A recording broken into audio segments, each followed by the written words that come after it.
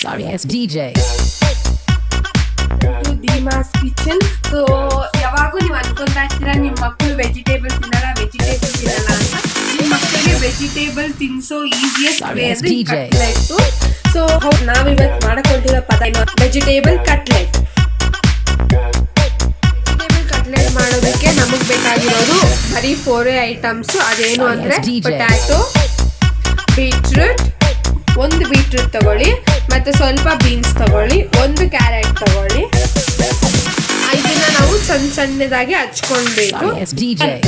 ಸಣ್ಣದಾಗಿ ಹಚ್ಕೊಂಡು ಕುಕ್ಕರ್ಗೆ ಹಾಕಿ ಬೇಯಿಸ್ಕೊಳ್ಬೇಕು. ಚಿಕ್ಕದಾಗಿ ಕಟ್ ಮಾಡ್ಕೊಬೇಕು. ಆಲೂಗಡ್ಡೆ ಮಾತ್ರ ಒಂದರಲ್ಲಿ ಹಾಫ್ ಮಾಡ್ಕೊಳ್ಬೇಕು. ಇದನ್ನ ಎಲ್ಲ ತೊಳೆದು ಕುಕ್ಕರ್ಗೆ ಹಾಕಿ ರುಚಿಗೆ ತಕ್ಕಷ್ಟು ಹಾಕಬೇಕು. ಯಾಕಂದ್ರೆ ಉಪ್ಪು ಇಟ್ಕೊಳ್ಬೇಕು. ಒಂದು ವಿಸಿಲ್ ಕೂಗಿಸ್ಕೊಳ್ಬೇಕು ಕುಕ್ಕರ್ಗೆ ಹಾಕ್ಬಿಟ್ಟು. ಇದನ್ನೆಲ್ಲ ಈ ತರ ಎಲ್ಲ ತೊಳೆದ್ಬಿಟ್ಟು ಸ್ವಲ್ಪ ರುಚಿಗೆ ತಕ್ಕಷ್ಟು ಉಪ್ಪು ಹಾಕೊಂಡಿದ್ದೀರಿ. ಇವಾಗ ಇದನ್ನ ಸ್ಟವ್ ಮೇಲೆ ಇಟ್ಬೇಕು. ಒಂದು ಚೊಂಬು ನೀರು ಹಾಕ್ಬೇಕು. ಒಂದು ಚೊಂಬು ನೀರು ಹಾಕಿ ಅದನ್ನ ಒಂದು ವಿಸಿಲ್ ಕೂಗೋ ತನಕ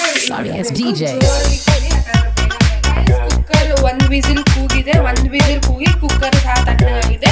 ನಾವು ಒಂದು ಜಾಲದ ಪಾತ್ರೆ ಇಟ್ಕೊಂಡು ಅದ್ರ ಕೆಳಗಡೆ ಹಾಕಿದೆ. ಯಾಕಂದ್ರೆ ಅದು ತರಕಾರಿ ಎಲ್ಲ ಹಾಕ್ತಿರಲ್ಲ ಅದನ್ನ ಸೋರ್ಸಕ್ಕೆ. ಗೈಸ್ ಈ ತರ ಬಂದಿದೆ.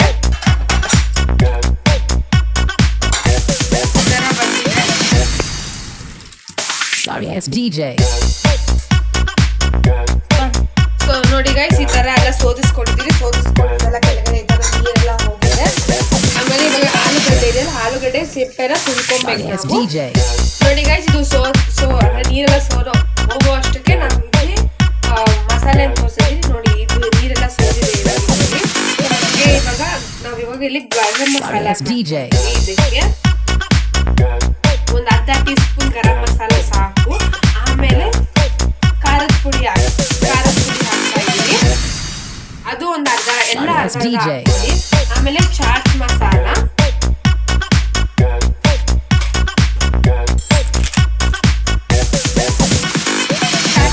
ಒಂದು ಅರ್ಧ ಸ್ಪೂನ್ ಹಾಕೊಂತಾ ಇದ್ದೀನಿ. ಆಮೇಲೆ ಇವಾಗ ಅದಕ್ಕೆ ಒಂದು ಟೀ ಸ್ಪೂನ್ ಅಷ್ಟು ಕಾರ್ನ್ಫ್ಲೋರ್ ನ ಹಾಕೊಂತಾ ಇದ್ದೀರಿ.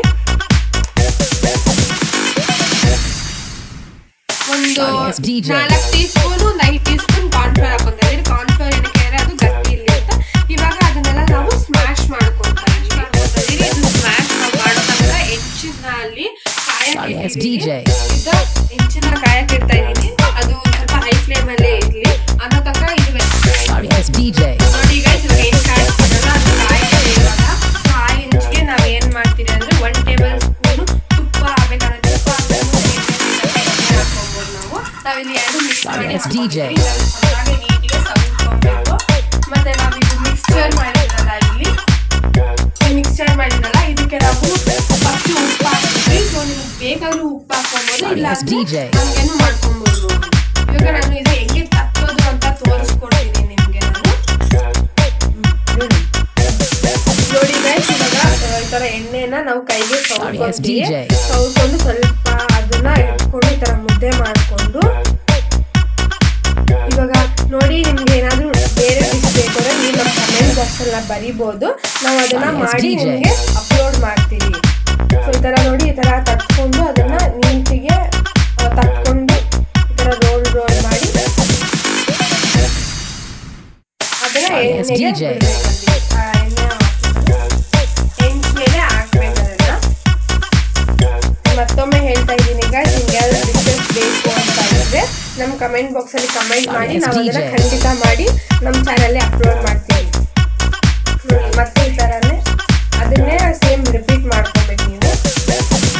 ಇದು ಮಳೆಗಾಲದಲ್ಲಿ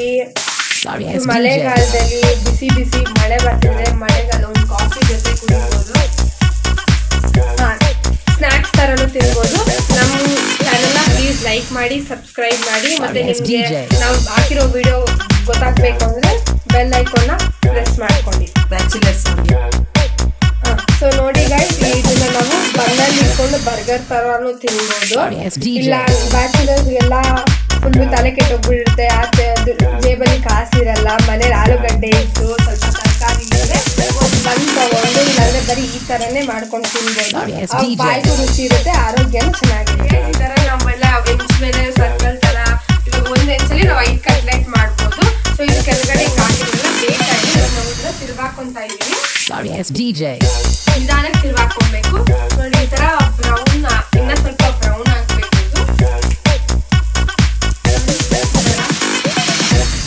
ಎರಡು ಕಡೆನೂ ಇದನ್ನ ಇವಾಗ ನಾವು ಎತ್ಕೊಂಡು ಒಂದು ತಟ್ಟೆಯಲ್ಲಿ ಹಾಕೊಳ್ಬೇಕು.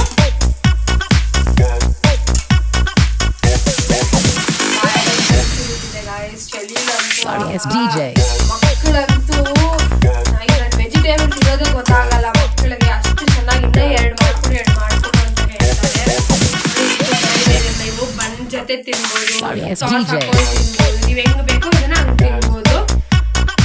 Thank you for watching this video. Like ಮಾಡಿ, ಸಬ್ಸ್ಕ್ರೈಬ್ ಮಾಡಿ, ಹಾಗೂ ಶೇರ್ ಮಾಡಿ. ಮತ್ತೆ ನಿಮ್ಗೆ ಏನಾದರೂ ರೆಸಿಪೀಸ್ ಬೇಕು ಅಂದರೆ ನೀವು ಕಮೆಂಟ್ ಮಾಡ್ಬೋದು. Thank you.